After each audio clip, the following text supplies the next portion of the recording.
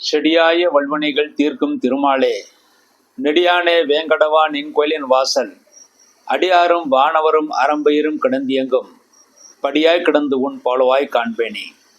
உலகெங்கும் இருக்கின்ற சீனிவாசன் பஞ்சாங்கம் டிவினர்களுக்கு என்னுடைய பணிவான வணக்கங்கள். இன்றைய இப்பதிவில் இந்த வாரத்திய விரதாதி முக்கிய விசேஷங்களை பற்றி பார்ப்போம். இன்றைய தினம் குரோதி வருஷம் பங்குனி மாதம் 30ஆம் தேதி, பங்குனி கடைசி நாள், ஏப்ரல் 13ஆம் தேதி, 13/4/2025 ஞாயிற்றுக்கிழமை. இன்றைய தினம் 60 நாளைக்கு நாள் முழுதுமாக பிரதமை திதி இருக்கிறது.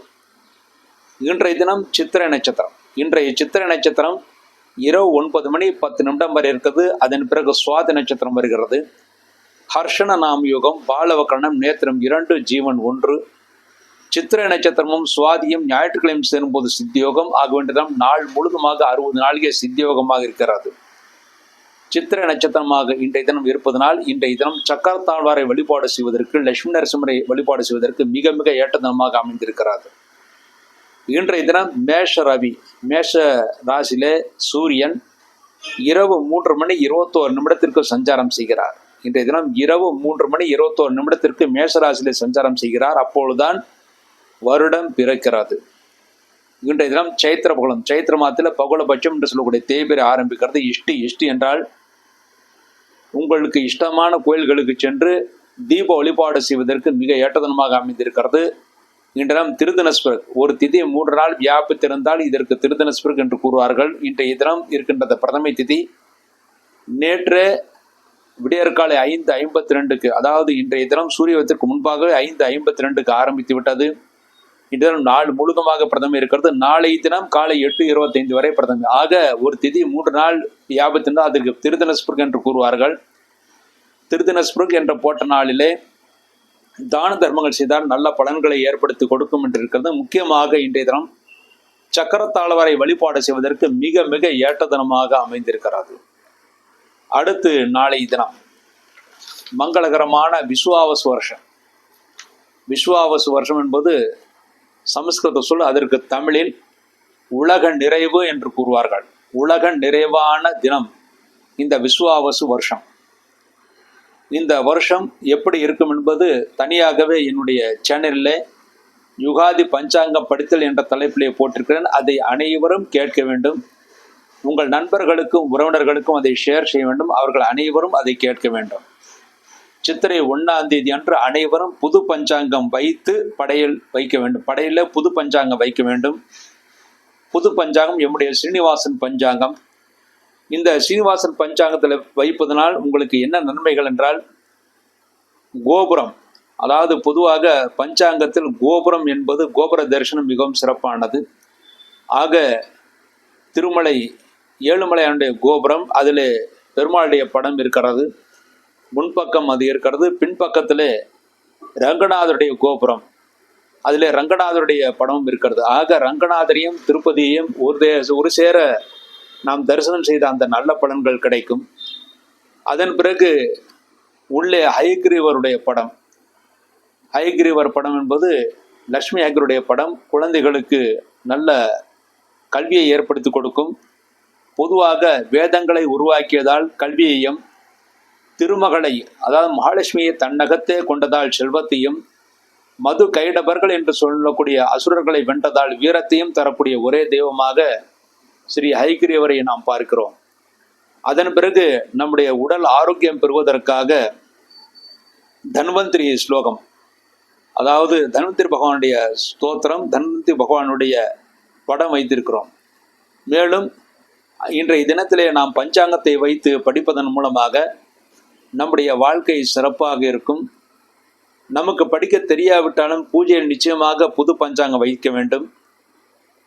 அல்லது பஞ்சாங்க படிக்க தெரிந்தவர்களுக்கு பஞ்சாங்கத்தை நாம் 2 பேருக்காவது 5 பேருக்கு பொதுவாக தானம் செய்வது. ஏனென்றால் பஞ்ச அங்கங்கள், 5 அங்கங்கள் என்பது வாரம், திதி, நட்சத்திரம், யோகம், கரணம். இந்த 5 அங்கங்களை கொண்டதுதான் பஞ்சாங்கம். ஆகவே 5 நபர்களுக்கு இன்றைய தினத்திலே பஞ்சாங்கத்தை தானம் செய்வது, முக்கியமாக பஞ்சாங்கம் படிக்க தெரிந்தவர்களுக்கு அல்லது ஜோதர்களுக்கு அல்லது ஆன்மீகவாதிகளுக்கு கொடுப்பது மிகவும் சிறப்பானது. அவர்களுக்கு அப்படி கொடுப்பதன் மூலமாக நாம் பஞ்சாங்கம் படித்த அந்த நல்ல பலன்கள் நமக்கு கிடைக்கும். ஏனென்றால் தினசரி பஞ்சாங்கத்தை நாம் படிப்பதால், அன்றைய தினம் பஞ்சாங்கத்தை பார்த்து வாரத்தை கூறுவதால் ஆயுள் வளரும் என்றும், திதியை சொல்லுவதால் ஐஸ்வர்யம் கிடைக்கும் என்றும், நட்சத்திரத்தை கூறுவதால் பாபம் நீங்கும் என்றும், யோகத்தை கூறுவதால் வியாதி குணமாகும் என்றும், கரணத்தை கூறுவதால் காரியம் வெற்றியாகும் என்றும், நினைத்த காரியம் வெற்றியாகும் என்றும் கூறப்படுகிறது. ஆகவே பஞ்சாங்கம் நமக்கு படிக்க தெரியாவிட்டாலும் பஞ்சாங்கம் படிக்க தெரிந்தவர்களுக்கு இந்த 5 அங்கங்களை கொண்ட இந்த பஞ்சாங்கத்தை 5 பேருக்கு தானம் கொடுப்பது மிகவும் சிறப்பானது. நம்முடைய சீனிவாசன் பஞ்சாங்கம் எல்லோரும் படிக்க வேண்டிய சூழ்நிலை, எல்லோரும் படிப்பதற்கு ஏற்றபடி மிகவும் தரமாக தயாரிக்கப்பட்டிருக்கிறது, எளிமையாக தயாரிக்கப்பட்டிருக்கிறது. அடுத்து சுபமுகூர்த்த நாட்கள் என்ற புத்தகம் இருக்கிறது.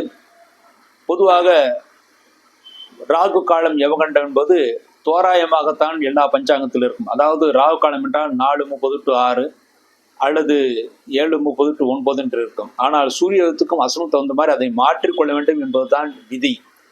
அவ்வாறு மாற்றி கொடுக்கப்பட்ட ஒரே பஞ்சாங்கம் நம்முடைய சுபமுகூர்த்த நாட்கள் மற்றும் பண்டிகை விசேஷங்கள் என்ற அந்த புத்தகம். அதிலே ராகு காலம் யமகண்டம் அனைத்தும் மாற்றி கொடுக்கப்பட்டிருக்கிறது. சூரிய உதயத்துக்கும் அஸ்தமத்துக்கும் தகுந்தபடி மாற்றி கொடுக்கப்பட்டிருக்கிறது. அதன் விளக்கங்கள் அதிலே கொடுக்கப்பட்டிருக்கிறது.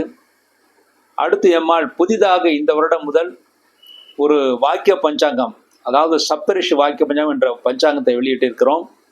முன்பக்க அட்டை, அதிலே பெருமாளுடைய அட்டை, அந்த பெருமாள் என்பது ஒப்பிலா அப்பன் என்று சொல்லக்கூடிய உப்பிலி அப்பனுடைய அட்டை, உப்பிலி அப்பனுடைய படம் வைத்த அட்டை.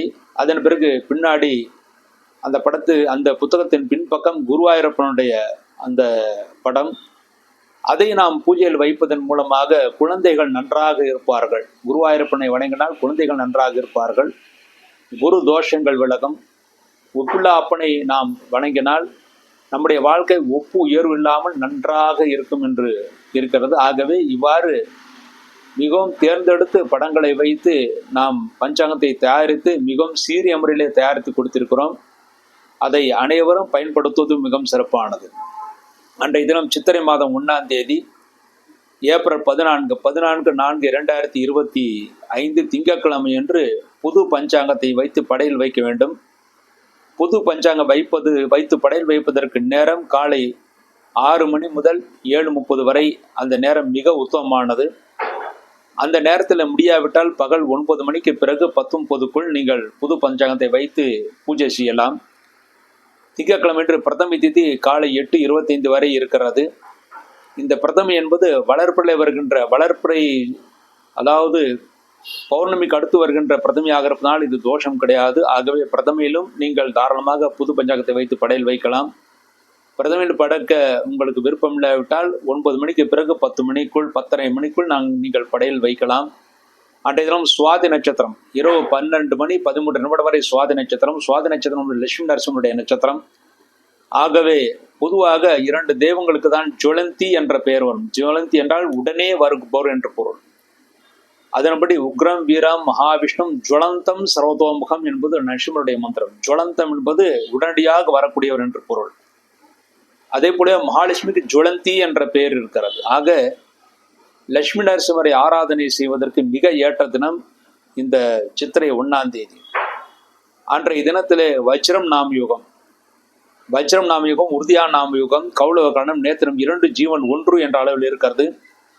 திங்கட்கிழமையும் சுவாதியும் சேரும்போது அமிர்த யோகம், திங்கட்கிழமையும் விசாகம் சேரும்போது மரண யோகம். ஆகவே திங்கட்கிழமை என்று தமிழ் வருடப்பிறப்பன்று இரவு 12:13 வரை அமிர்த யோகம், அதன் பிறகு மரண யோகம் என்ற அளவில் இருக்கிறது. அன்றைய தினம் சூன்ய திதி, வருடாந்திர திதிகள் இறந்தவர்களுக்கு கொடுக்கக்கூடாது. ஆனால் பொதுவாக அன்றைய தினத்தில் பழங்கள் வைத்து, புஷ்பங்கள் வைத்து, அதுவும் முக்கியமாக மறிக்குழுந்து புஷ்பங்களையும் மல்லிகை புஷ்பங்களையும் வைத்து, புதிதாக வாங்கப்பட்ட பழங்களை வைத்து, அதன் பிறகு புதிதாக கண்ணாடி ஒன்றை வைத்து அன்றைய தினம் பூஜை செய்ய வேண்டும். விஷு கனி என்றும் கூறுவார்கள். அன்றைய தினம் கனி வைத்து பூஜை செய்வது மிகவும் சிறப்பானது. கனியுடன் புது பஞ்சாங்கத்தை வைத்து பூஜை செய்ய வேண்டும். அன்றைய தினம் தமிழ் வருட பிறப்பு, சைத்திர விஷு புண்ணிய காலம். அன்றைய தினம் முன்னோர்களை பொதுவாக அன்றைய திதி என்று இல்லாமல் முன்னோர்களை வழிபாடு செய்வதற்கும் மிக ஏற்றதனமாக இருக்கிறது. பொதுவாக சூரிய பெயர்ச்சி ஆகக்கூடிய தினம். சூரிய பெயர்ச்சி என்பது அன்றைய தினம் சூரியனுடைய ஸ்லோகங்கள் சொன்னாலும் மிகவும் சிறப்பானது. அன்றைய சூரியனுடைய ஸ்லோகங்கள் கூறினால் நாம் பாராயணம் செய்தால் அந்த வருடம் முழுவதும் நமக்கு நன்றாக இருக்கும். அடுத்து செவ்வாய்க்கிழமை விஸ்வாவசு வருஷம் சித்திரை மாதம் 2ஆம் தேதி ஏப்ரல் 15/4/2025 செவ்வாய்க்கிழமை என்று பகல் 10:56 வரை துதிய திதி, அதன் பிறகு திருத்திய திதி. அன்றைய நட்சத்திரம் விசாகம் நட்சத்திரம். இரவு 3:10 வரை விசாகம் நட்சத்திரம், அதன் பிறகு அனுஷம் நட்சத்திரம். சித்தி நாம் யோகம், கரசை கரணம், நேத்திரம் 2, ஜீவன் 1 என்ற அளவில் இருக்கிறது. விசாகமும் செவ்வாய்க்கிழமை சேரும் போது மரண யோகம், அனுஷமும் செவ்வாய்க்கிழமை சேரும் போது சித்தி யோகம். ஆகவே செவ்வாய்க்கிழமை என்று இரவு 3:10 வரை மரண யோகம், அதன் பிறகு சித்தி யோகம் என்ற அளவில் இருக்கிறது. அன்றைய தினம் சுபகாரியங்கள் தவிர்க்கப்பட வேண்டும். செவ்வாய்க்கிழமை விசாகம் சேரும் நாளிலே சுபகாரியங்கள் செய்தால் அந்த சுபகாரியங்கள் நன்மை தராது. ஆகவே அன்றைய தினம் செவ்வாய்க்கிழமை என்று சுபகாரியங்கள் தவிர்க்கப்பட வேண்டும். அடுத்து புதன்கிழமை விஸ்வாவசு வருஷம் சித்திரை மாதம் 3ஆம் தேதி ஏப்ரல் 16/4/2025 புதன்கிழமை என்று திருத்தியை திதி. அன்றைய தினம் திருத்தியை திதி பகல் 1:17 வரை இருக்கிறது. அதன் பிறகு சௌர்த்தி திதி வருகிறது. அன்றைய நட்சத்திரம் அனுஷம் நட்சத்திரம். நாள் முழுவதுமாக மறுநாள் விடியற்காலை 5:55 வரை அனுஷம் நட்சத்திரம், அதன் பிறகு கேட்ட நட்சத்திரம். வெதிபாத நாம் யுகம், பத்ரை கரணம், நேத்திரம் 2, ஜீவன் 1 என்ற அளவில் இருக்கிறது. அனுஷமும் கேட்டையும் புதன்கிழமை சேரும் போது சித்தியோகம். ஆகின்ற நாள் முழுவதும் புதன்கிழமை என்று சித்தியோகமாக இருக்கிறது. அன்றைய தனிய நாள். தனிய நாளாக இருந்தாலும் இந்த அனுஷம் நட்சத்திரம் புதன்கிழமை சேருவதனால் புதா அனுராதா என்று கூறுவார்கள். அன்றைய தினம் தனிய நாள் தோஷம் கிடையாது. சங்கடஹர சதுர்த்தி, புதன்கிழமை என்று சங்கட சதுர்த்தி, சங்கடங்களை போக்கக்கூடிய சதுர்த்தி. அன்றைய தினம் பகல் 1:17 பிறகு சதுர்த்தி கூடுவதனால் சங்கடஹர சதுர்த்தி.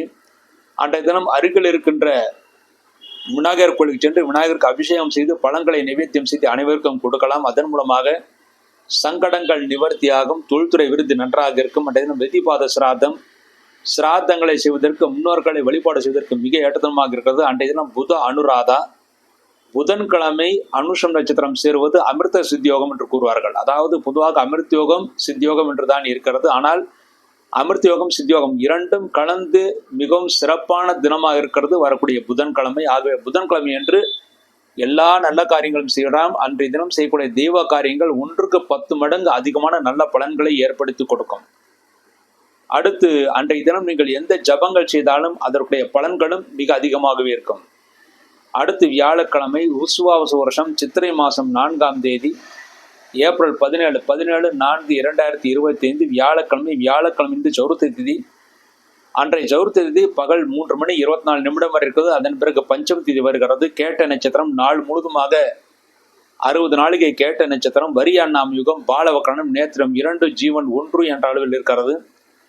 கேட்ட நட்சத்திரம் வியாழக்கிழமை சேரும்போது பிரபல அஷ்டயோகம். ஆகிய அன்றைய தினம் சுபகாரியங்கள் தவிர்க்கப்பட வேண்டும். அன்றைய தினம் அதிதியாக இருப்பதனால் அன்றைய தினம் இறந்தவர்களுக்கும் வருடாந்திர திதிகள் கொடுக்கக்கூடாது. சுபகாரியங்கள் தவிர்க்கப்பட வேண்டும். வியாழக்கிழமை செய்யக்கூடிய சுபகாரியங்கள் தோல்வியை ஏற்படுத்தி கொடுக்கும். அடுத்து வெள்ளிக்கிழமை விஸ்வாவசு வருஷம் சித்திரை மாதம் 5ஆம் தேதி ஏப்ரல் 18/4/2025 வெள்ளிக்கிழமை என்று பஞ்சம திதி.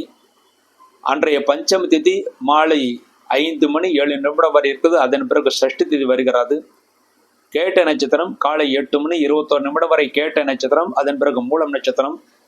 பரிகம் நாம் யுகம், தைத்துலாக்கணம், நேத்திரம் 2, ஜீவன் 1 என்ற அளவில் இருக்கிறது. வெள்ளிக்கிழமையும் கேட்ட நட்சத்திரம் சேரும் போது மரண யோகம்.